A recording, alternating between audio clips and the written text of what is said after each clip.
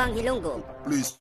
Ayun, magandang araw sa lahat nating mga kababayan at siyempre sa lahat nating viewers, magandang araw po.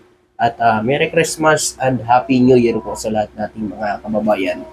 Congratulations po sa ating Pangulong BBM na talagang tinutalban niya na yung pugo dito sa bansa natin, mga kababayan. Kung matatandaan natin nung SUNA ni PBBM, ay talagang ipinangako niya yan na ibaban ang pugo dito sa bansa natin, mga kababayan. Dahil yan sa mga illegal na gawain ng pugo. Alam naman natin, no, di ba? Okay sana kung walang ginagawang masama ang pugo, mga kababayan. Pero nakita ho ng gobyerno na merong mali sa ginagawa at pag-operate ng pugo dito sa bansa. Kasi kung tutuusin, kung talagang malinis kasi ang pugo na yan, mga kababayan, di sana, no? Sa China, hindi binanyan doon, mga kababayan. No? Binan ng China ang pugo sa kanila, mga kababayan, dahil sa mga illegal na gawain ito. Pero nung naupo si Duterte, mga kababayan, ay namayagpag po ang pugo dito sa bansa natin.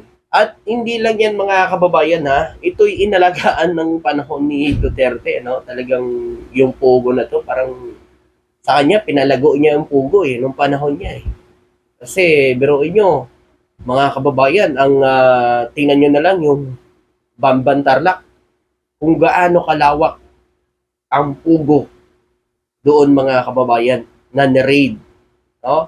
Natatandaan natin si Alice Go, di ba? Na mayor ng Bamban Tarlac, na lahing Chinese pala yun, di ba?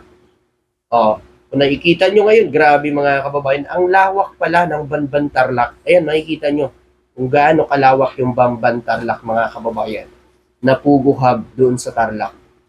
At alam nyo ba, mga kababayan, ito ang napaka-good news na gagawin ng gobyerno sa mga pugo hub, yung mga lugar ng pugo na yan, yung mga pugo hub na yan, mga kababayan. Alam nyo ba kung ano ang gagawin ng gobyerno dyan? Gagawin ng gobyerno na ospital, eskwelahan, o di nga, evacuation center, at hindi lang po yan, pwede rin gagawin daw umano ito, na kampo, o di nga, training center, mga kababayan. Total wala na rin naman yung may-ari niyan. Masasayang lang din naman yan kapag nasira, di ba? Kaya tama yung gagawin ng gobyerno. Gagawin ng ospital, alam naman natin kulang tayo ng ospital, gagawin na training center, eskwelahan, para naman mapakinabangan sa tama. No? Di ba? At yan magandang naisip ng ating gobyerno ngayon na lahat ng pugo, mga kababayan, yun ang gagawin. Gagawing ospital, hindi nga eskwelahan, hindi nga training center, o hindi nga kampo ng mga sundalo. Diba? At hindi lang yan, mga kababayan. Eto pa, sa lahat nating mga kababayan, pinakamalaking pugo, no? 30 hektarya na pugo hub dito sa bansa natin, dito sa Cavite, ay pinasara na rin po, mga kababayan, ng gobyerno ngayon. So pinapakita lang nito, mga kababayan, ni PBBM, talagang pinapakita niya dito na walang sinisino, walang pinipili, mga kababayan. Pinapakita rito, pag sinabi niya, mga kababayan, na itotal ban ang pugo dito sa bansa, lahat na pugo dito sa bansa, maliit, malaki man yan, o ano man yan, lahat, basta sinabi ni PBBM na total ban ang pugo dito sa bansa natin. Yan, mga kababayan, ipinasara ang 30 hektarya na Island Cove Pugo Hub dito sa Cavite ng ating gobyerno ngayon, mga kababayan. Pinakamalaking pugo hub dito sa bansa natin. Ito yung pinasara nito lang, mga kababayan. Ito yung Island Cove, mga kababayan, na dating resort, mga kababayan. So, nung nabili na yan sa mga Rimulya, mga kababayan, ay ginawa palang Pugo Hub ito, mga kababayan. At grabe, napakalaki pala nito, mga kababayan. Grabe kung makikita nyo, ayan, ganyan kalaki ang Island Cove Pugo Hub sa Cavite, mga kababayan. Na nandyan mismo si DILG, no? Secretary John Vic Rimulya, mga kababayan. Siya mismo ang nanguna diyan para isara, no? Ang pinakamalaking Pugo Hub dito sa bansa natin diyan sa Cavite, mga kababayan. So pinapakita lang dito, mga kababayan, na wala hong sinasantoho si PBBM. Pag sinabi ang sa ipasara, isarado lahat. Puguban lahat, mga kababayan. Ang galing ni PBBM, di ba, mga kababayan? Kaya mas marami ng Pilipino ang nagugustuhan sa pamamalakad ni PBBM dito sa bansa natin. Alam nyo ba kung sino lang ho ang hindi nagugustuhan sa mga ginagawa ni BBM? Yung mga didilis. Kasi, alam nyo, mga kababayan, si representative, mga kababayan, Barbers ng Siargao, ay alam nyo kung bakit? Para imbestigahan ang mga vlogger ng nasa kabila. Ayon kay Barbers, mga kababayan, yung mga vloggers na ito ay binabayaran gamit ang pera ng Pugo, mga kababayan. Kaya, magandang balita yan, mga kababayan. Diyan natin makikita, no, kung talagang totoo yung mga paninira na ginagawa nila ngayon kay BBM. Yung mga binabato nilang paninira ngayon sa ating gobyerno, patunayan nila yan, dahil kung wala silang patunay, maghihimas kayo ng rihas. Mga didilis vloggers dyan. Diba? Ang hilig nyo. Hilig-hilig nyong manira, gumawa ng kwento sa gobyerno ngayon. Sige, tuloy nyo lang yan. At makikita nyo, balang araw, hihimas kayo ng rihas. Sana may ebidensya kayo. May patunay kayo sa inyong mga akusasyon sa ating gobyerno ngayon. Pero di ba noon, mga kababayan, ginagawan pa nila ng issue si PBBM, tila ba'y ginawa lang daw ni PBBM na pabango, o ginawa lang ni PBBM yan para bumango sa taong bayan, o ginawa lang yan ni BBM para mapagtakpan ang mga kamalian niya daw, sabi ng mga didiles. So ayan na, nakikita nyo na ngayon, yung inalagaan ng tatay nyo at pinalago ng tatay nyo, ngayon ho, winawasak na ni PBBM kasi illegal ang gawain ng Pugo dito sa bansa natin. Kasi kung hindi legal yan, mga kababayan, malamang ho, mga kababayan, kung makakatulong sa ekonomiya natin, ba't hindi ituloy ni BBM? Pero gumagawa ng illegal, no? Mga kababayan, tingnan nyo na lang si Harry Roque. Diba?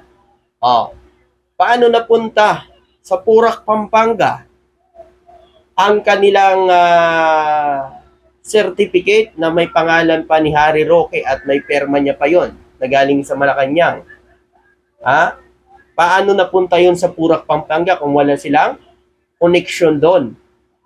Tingnan nyo na lang, malinis yung Pugo na yan, mga kababayan. Hindi sana, hindi ho tumakas si Harry Roque. At ngayon, saan si Harry Roque, mga kababayan? Nagtatago.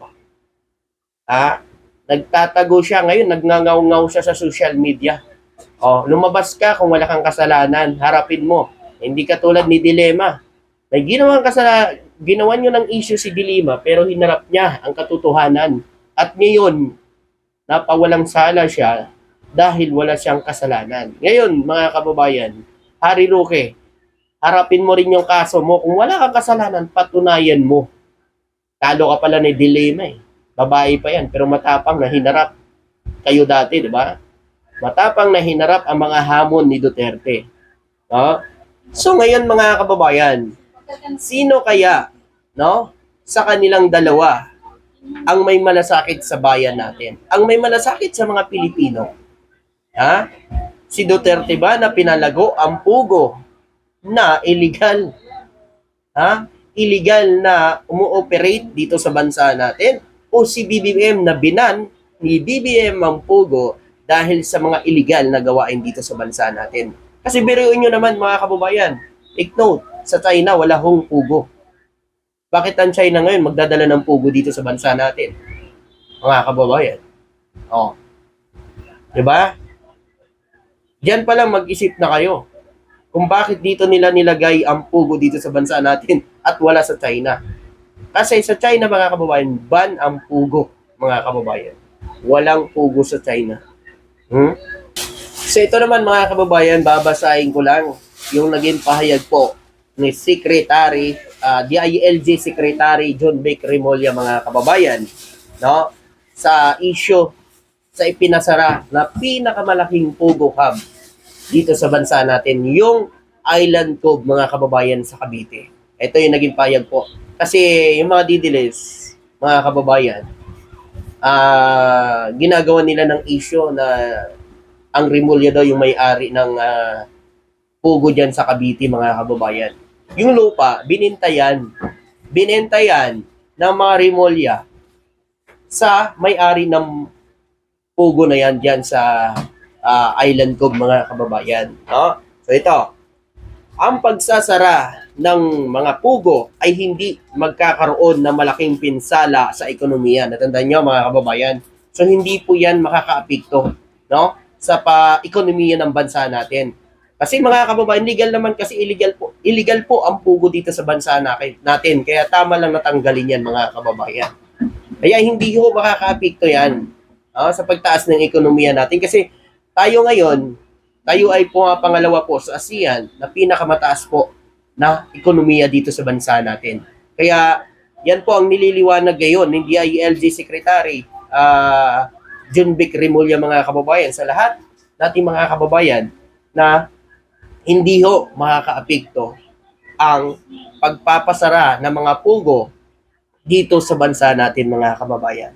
Dagdag pa ni Remulla mga kababayan, nagbabala ito si Remulla sa mga Pogo na dapat isasara sila sa December 31. Sinabi din ni Remulla na personal niyang pangangasiwaan ang pagsasara ng Pogo Hub sa Island Cove sa Awit, Cavite sa December 15. So tapos na nung December 15 na. So nakita na natin, kung makikita nyo yan, ayan, kasama po dyan si John Vic Remulla na pinangunahan niya ang pagsasara ng Pogo Hub sa Cavite mga kababayan, noong December 15 upang ipakita ang kapasyahan ng gobyerno sa pagpapasara ng Pogo operation dito sa bansang Pilipinas mga kababayan. Kaya good job sa ating Pangulong BBM at sa ahensya ng gobyerno na talagang binan ito ang Pogo na ito mga kababayan. Kasi alam nyo biruin nyo, kung hindi ibaban yung Pogo na yan mga kababayan, napakaraming Chinese po, no? Ang nakapasok dito sa bansa natin na hindi dumadaan sa tamang proseso, mga kababayan, no? Hindi dumadaan sa tamang proseso para pumasok dito sa bansa. So illegal sila na pumapasok dito. Tulad na lang, mga kababayan, meron tayong nababalitaan, di ba? Doon sa Davao na kuhaan ng birth certificate. Nabalitaan nyo rin ba yon, mga kababayan, yung nakuhaan ng nahuli na paggawaan ng mga Chinese ng birth certificate? Nabalitaan nyo ba yun? Di ba? Doon pala magtataka na kayo at maaari tayong pasukin na ng mga Chinese mga kababayan kasi di ba? Yung natin, yung ni-raid na Pogo Hub na nakitaan ng uniforme ng Chinese mga kababayan, uniforme ng military ng Chinese mga kababayan. Nakita nyo ba yun? Yun, ipagpapakita lang mga kababayan. Mamaya mayroong nag-i-spy na mga Chinese dito sa atin, mga kababayan. Hindi natin maiwasan yan, mga kababayan. May tendency po na mayroong ganun na nangyayari noon. At kung hindi binani BBM ang Pogo, mga kababayan, malamang, mga kababayan, kung hindi yan naban, sigurado, mga kababayan, at merong mag-i-spy dito sa bansa natin. So good job naman po mga kababayan, kasi yung mga malalaking Pogo Hub dito na nahuli ng ating napinasara ng gobyerno So mapapakinabangan pa natin, mga kababayan. So maaari daw itong gawing eskwelahan, gagawing hospital, o gagawin na training center o kampo ng mga sundalo. Maganda kung ganun ang gagawin, mga kababayan, para mapakinabangan. Kasi wala na rin naman yan eh. Hindi na kukunin ng may-ari yan. Kasi kung Chinese ang may-ari niyan, wala silang karapatan na bumili ng lupa dito sa bansa natin, mga kababayan. Yung mga dayuhan, wala silang karapatan na bumili ng lupa dito sa bansa natin, mga kababayan.